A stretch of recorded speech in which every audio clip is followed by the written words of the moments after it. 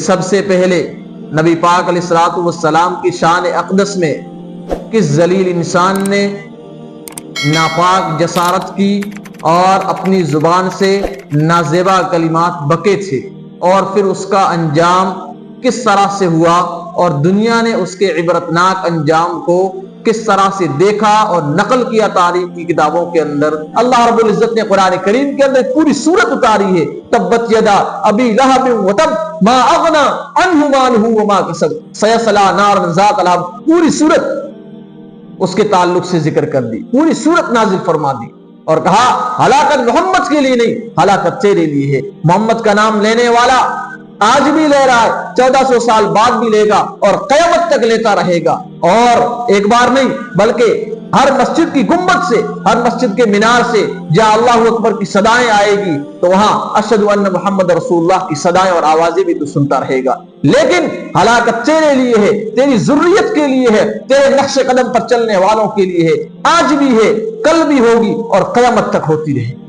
Michael Hart, اس نے ایک کتاب لکھی، مذہب اسلام سے اس کا تعلق نہیں ہے، دوسرے مذہب کا آدمی ہے، لیکن اس نے ایک کتاب لکھی اور اس نے اپنی کتاب کے اندر 100 عظیم ترین شخصیات کا تذکرہ کیا کہ اس روئے زمین پر جو بڑی بڑی 100 شخصیات آئی ہے ان کا تذکرہ کیا۔ جب اس نے اپنی کتاب کو لکھا اور شروع کیا تو اس نے سب سے پہلے نمبر پر جس ہستی کا تذکرہ کیا ہے وہ محمد عربی صلی اللہ علیہ وسلم کی ذات اقدس۔ ایک مرتبہ جب وہ لندن میں کسی اپنے لوگوں کے درمیان جو اپنے اجتماع اور اپنے مجمع کے اندر گیا تو وہاں کے لوگوں نے اس سے سوال کیا کہ تو مسلمان نہیں ہے، تو دوسرے مذہب کا ہو کر کے ایک مسلمانوں کی مذہبی شخصیت یعنی محمد صلی اللہ علیہ وسلم کو اپنی کتاب کے اندر، اپنی فہرست کے اندر پہلے نمبر پر کس طرح سے ذکر کر سکتا ہے؟ تو اس نے کہا میں نے 2 چیزیں دیکھی، جب میں نے وہ 2 چیزیں دیکھی تو پھر میں اللہ کے محمد مصطفیٰ کو اور محمد عربی کو پہلے نمبر پر ذکر کرنے کے لیے کیا ہو گیا؟ مجبور ہو۔ الحمدللہ الحمدللہ وکفی وسلام علی عبادہ الذین اصطفی، اما بعد، قال اللہ تبارک وتعالی فی کلامہ المجید، اعوذ باللہ من الشیطان الرجیم، بسم اللہ الرحمن الرحیم، ولا تسبوا الذین یدعون من دون اللہ فیسبوا اللہ عدوا بغیر علم۔ محترم بزرگوں اور دوستو، نبی پاک علیہ الصلوۃ والسلام کی ذات اقدس کے تعلق سے جس طرح کے نازیبا کلمات، جس طرح کے گستاخانہ کلمات اور جس طرح کی ٹپنیاں اور جس طرح کی چیزیں آج کل سوشل میڈیا پر جس طرح بولی جا رہی ہے، بکی جا رہی ہے، جس طرح سے اشاعت کی جا رہی ہے، جس طرح ایک سازش کے تحت، ایک پروپیگنڈے کے تحت اس چیز کو انجام دیا جا رہا ہے اور حکومت ایسے لوگوں کی پشت پناہی کر رہی ہے، ایسے لوگوں کو امداد اور مدد فراہم کر رہی ہے، تو آج ہم اس سلسلے میں اور اسی تناظر میں بات کرتے ہیں کہ یہ دونوں چیزیں آپ کو سننے کو ملے گی۔ پہلی چیز جو میں وضاحت کے ساتھ کہنا چاہتا ہوں کہ یہ گستاخی کا سلسلہ اور شان اقدس کے اندر نازیبا کلمات بکنے کا سلسلہ یہ آج سے نہیں بلکہ آج سے 1400 سال پہلے سے، جب نبی پاک علیہ الصلوۃ والسلام نے کلمہ توحید اور اعلاء کلمت اللہ کی خاطر جب سب سے پہلی صدا اور سب سے پہلی آواز بلند کی تھی، اسی وقت سے ان گستاخوں کا سلسلہ جاری ہوا ہے، اسی وقت سے اس قسم کے نازیبا کلمات کہے جانے لگے ہیں۔ یہ کوئی آج کی نئی پیداوار نہیں ہے، یہ جو آج کل بھونکتے ہیں یہ انہی کی نسل سے ہے، لیکن قرآن کریم کے اندر اللہ رب العزت نے ان کے بڑوں کے لیے، ان کے آباء و اجداد کے لیے جس طرح سے ہلاکت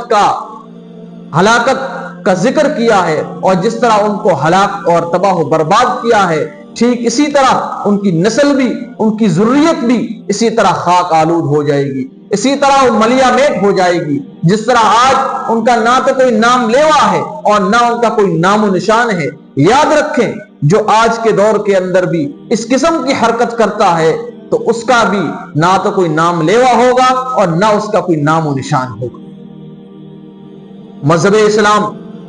ہمیشہ امن کی اور سلامتی کی طرف بلاتا ہے، مذہب اسلام ہمیشہ امن و سلامتی کا پیغام دیتا ہے، امن و سلامتی کا درس دیتا ہے، اور مذہب اسلام اپنے ماننے والوں کو، اپنے متبعین کو، اپنے فالوورز کو یہ پیغام دیتا ہے وَلَا تَسُبُّوا الَّذِينَ يَدْعُونَ مِن دُونِ اللَّهِ، تو ان کو گالی مت دو جن کی وہ اللہ کے علاوہ عبادت کرتے ہیں، مورتیوں کی کرتے ہیں، کسی اور کی کرتے ہو، تمہیں ان کو گالی نہیں دینا ہے۔ کیوں؟ اگر تم ان کو برا بھلا کہو گے، اگر تم ان کو گالی دو گے تو کیا کریں گے؟ فَيَسُبُّوا اللَّهَ عَدْوًا بِغَيْرِ عِلْمٍ، وہ اللہ کو گالی دیں گے۔ اس لیے تم اپنی زبان سے، چاہے کسی بھی مذہب سے اس کا تعلق ہو، چاہے کسی بھی چیز کی عبادت کرتے ہو، آپ کسی کے اوپر بھی ٹپنی نہیں کریں گے، آپ کسی کے خلاف گالم گلوچ نہیں کریں گے، آپ کسی کے خلاف غلط زبان کو استعمال نہیں کریں گے۔ مذہب اسلام کی تعلیم یہ ہے۔ آج جو لوگ مذہب اسلام پر انگلی اٹھاتے ہیں، جو اعتراض کرتے ہیں، انہیں پہلے مذہب اسلام کی تاریخ کو اٹھانا چاہیے، پڑھنا چاہیے،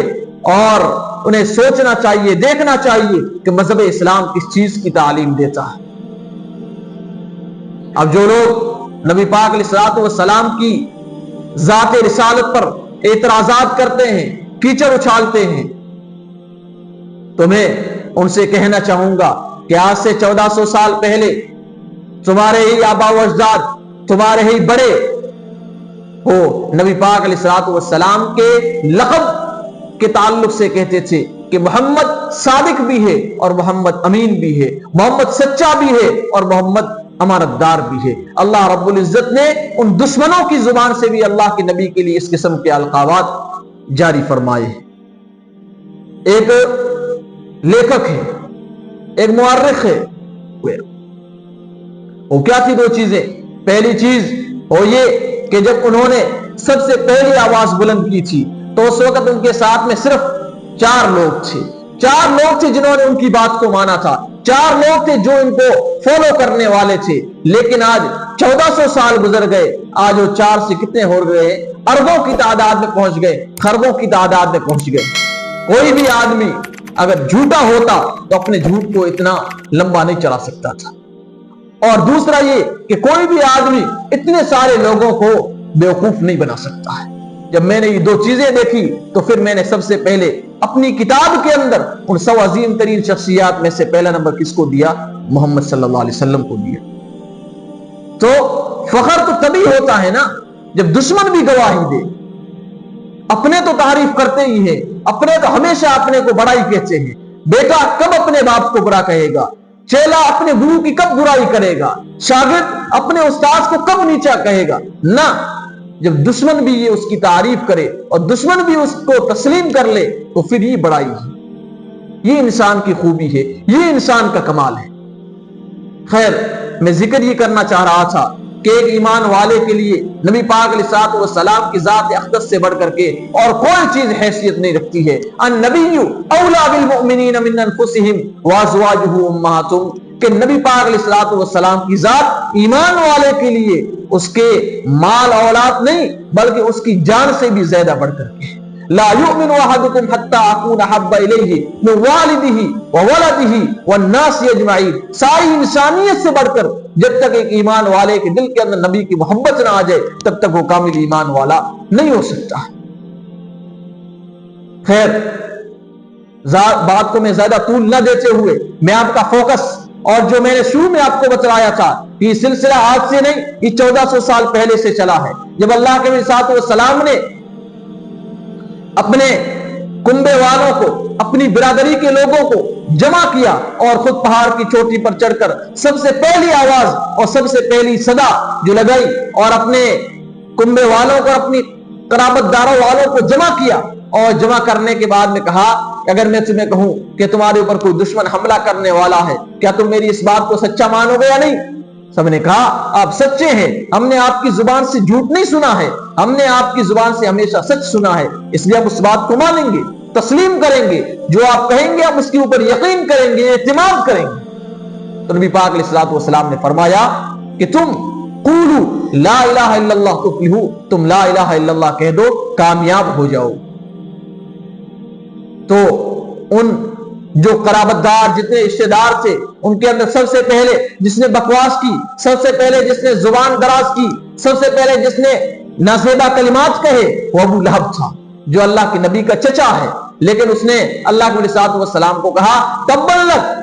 تیرے لیے ہلاکت ہو، تیرے لیے بربادی ہو، الہٰذا جماعتنا، کیا تو نے اسی مقصد کے لیے اور اسی بات کو کہنے کے لیے ہم سب کو جمع کیا تھا؟ تو اللہ رب العزت کو یہ بات اس حد تک لگی،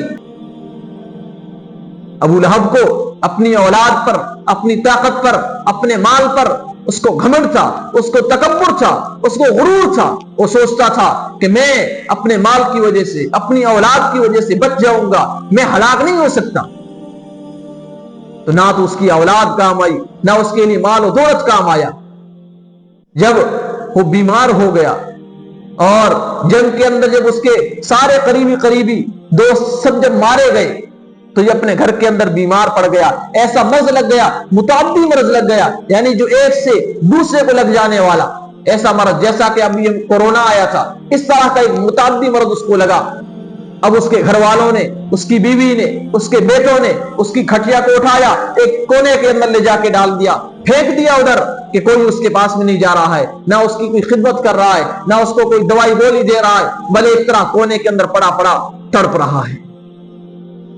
آپ کو معلوم ہے ایک بیمار آدمی اپنی بیماری سے پریشان نہیں ہوتا ہے جتنا بیماری کے ایام میں، بیماری کی حالت میں اپنوں کی بے رخی کی وجہ سے وہ پریشان ہوتا ہے، جتنا درد، جتنا کرب اور جتنی تکلیف اس کو اپنوں کی بے رخی کی وجہ سے ہوتی ہے، روگردانی کی وجہ سے ہوتی ہے، خدمت نہ کرنے کی وجہ سے ہوتی ہے، اتنی اس کو تکلیف اپنے مرض کی وجہ سے نہیں ہوتی ہے۔ تو ابو لہب کو ایک کونے میں ڈال دیا گیا، وہ سڑتا رہا، تڑپتا رہا، اور وہیں پر اس کی سانسیں نکل گئی، تڑپ تڑپ کر کے کتے کی موت مر گیا۔ جب مر گیا تو اس کے بیٹے اس کو دفنانے کے لیے، اس کو دفن کرنے کے لیے اس کے قریب تک نہیں آ رہے ہیں۔ 2 دن گزر گئے، 3 دن گزر گئے، تو پورے محلے کے اندر بدبو پھیل گئی، پورے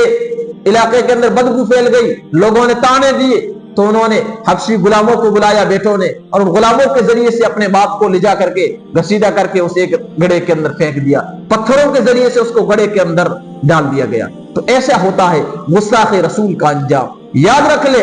اس کا بھی انجام یہی ہوا تھا، تیرے بڑے کا انجام بھی وہی ہوا، اور آج بھی جو اپنی زبان سے اس قسم کی نازیبہ کلمات کہے گا، بکواس بکے گا، یاد رکھ لے تیرا بھی انجام وہی ہونا ہے، اور قیامت تک جو تمہاری نسل سے آئے گا اور اس قسم کی حرکت کرے گا اس کا انجام بھی یہی ہونا ہے۔ اس کی بیوی نبی پاک علیہ الصلوۃ والسلام کے راستے کے اندر کانٹے بچھانے والی تھی،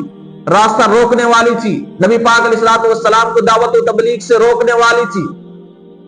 وہ بھی اسی طرح سے رسی کے فندے کے اندر اٹک کر کے مر گئی، جس سے وہ لکڑیاں جمع کرتی تھی، جس سے وہ لکڑیاں باندھ کر کے لایا کرتی تھی، اسی رسی کے ذریعے سے اس کا گلا گھونٹ دیا گیا اور اسی سے وہ مر گئی۔ اس کا بیٹا، اس نے ابو لہب نے اپنی زندگی کے اندر اپنے بیٹے کو تجارت کے لیے جانے سے روک دیا، گھر کے باہر کام کاج سے روک دیا، کہا نہ، محمد نے اس کو، قرآن کریم کے اندر ہلاکت آ گئی ہے، محمد نے اس کو بددعا دی ہے۔ نبی پاک علیہ الصلوۃ والسلام نے اس عتبہ کو، ابو لہب کے بیٹے کو بددعا دی تھی کہ اللہ تو اپنے کتوں میں سے کتا اس کے اوپر چھوڑ دے۔ تو ابو لہب ڈرتا تھا، اس کو معلوم تھا کہ محمد نے اپنی زبان سے اس کے لیے بددعا کے کلمات کہے ہیں تو یقیناً یہ مرے گا،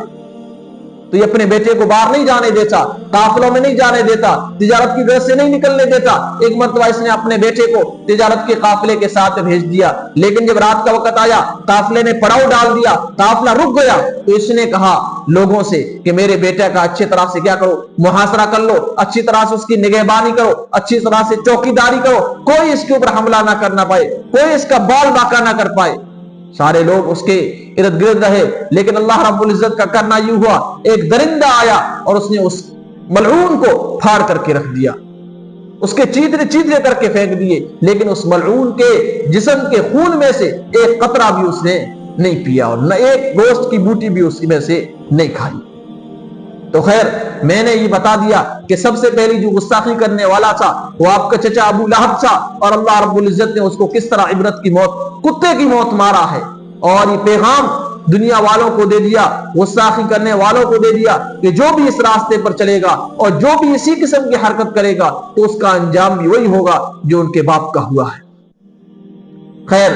تو یہ سلسلہ آج سے نہیں 1400 سال سے چلتا آیا ہے اور آگے بھی چلتا رہے گا۔ ہمیں میں مسلمانوں سے مخاطب ہوں، ہمیں سنت رسول کے مطابق زندگی گزارنے کی کوشش کرنی ہے۔ اللہ کے صلوات و سلام کے اخلاق کو، آپ کی عادات کو، آپ کی سنتوں کو اپنانے کی کوشش کرنے والی ہے۔ اپنی پوری زندگی کو نبی پاک علیہ الصلوۃ والسلام کی زندگی کے نقش قدم کے مطابق گزارنے کی کوشش کرنی ہے۔ اپنے گھروں کے اندر نبی کی سیرت کو، نبی کے طریقے کو اور نبی کی سنت کو کیا کرنا ہے؟ عام کرنا ہے۔ اگر کوئی اس قسم کی نازیبہ گستاخی کرتا ہے، نازیبہ کلمات کہتا ہے، تو حکومت کی جانب سے ہمیں جس حد تک اجازت ہے اس اجازت کا ہمیں فائدہ اٹھانا ہے۔ مثبت انداز میں احتجاج بھی کرنے ہیں اور مقدمات بھی دائر کرنے ہیں۔ قانونی دائرے کے اندر رہتے ہوئے ہم ہر ممکن کوشش کریں گے کہ ایسے لوگوں کے خلاف سخت سے سخت کارروائی ہو۔ اللہ رب العزت مجھے اور آپ سب کو اپنے نبی پاک علیہ الصلوۃ والسلام کی سیرت اور سنت کے مطابق زندگی گزارنے کی توفیق عطا فرمائے۔ وآخر دعوانا ان الحمد للہ رب العالمین۔